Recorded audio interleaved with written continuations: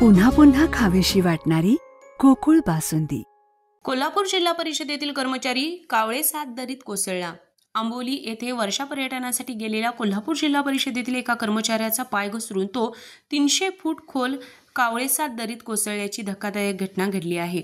मूळचे पन्हाळ तालुक्यातील माले इथले आणि सध्या राहणार चिले कॉलनी इथे राहणारे राजेंद्र बाळासो सनगर हे त्यांच्या 14 सहकाऱ्यांसोबत आंबोली येथे वर्षा पर्यटनाचा आनंद घेण्यासाठी गेले होते. कावळेसात पॉईंट येथे रोलिंग जवळ उभे असताना त्यांचा पाय अचानक घसरून ते दरीत कोसळले.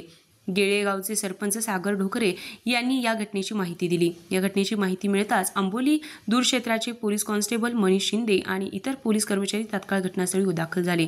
त्यानंतर आंबोली रेस्क्यू टीमला पाचारण करण्यात आले. मात्र रात्रीचा काळोख आणि दाट धुक्यामुळे बचाव कार्यात मोठ्या अडचणी येत आहेत. काळोख आणि दाट धुक्यामुळे शुक्रवारी सायंकाळी शोध मोहीम राबवणे शक्य नसल्याचे स्थानिक पोलिसांनी सांगितले आहे. त्यामुळे राजेंद्र सनगर यांच्या शोध मोहिमेला शनिवार सकाळपासून सुरुवात करण्यात येईल अशी माहिती पोलिसांनी दिली. RK न्यूज प्रतिनिधी आंबोली. फ्रीजमधून श्रीखंड काढ ना. आम्ही पूर्वी घरीच बनवायचो श्रीखंड, त्याची चवच वेगळी होती. आता काय सगळं रेडीमेड. आजी, हे श्रीखंड खाऊन बघ. आज तुझ्या आईनं घरीच बनवलं की काय?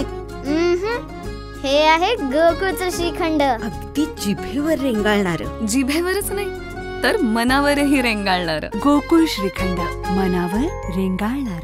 ताज्या बातम्यांसाठी RK न्यूजच्या YouTube चॅनेलला सबस्क्राईब करा आणि बेल आयकॉन प्रेस करा.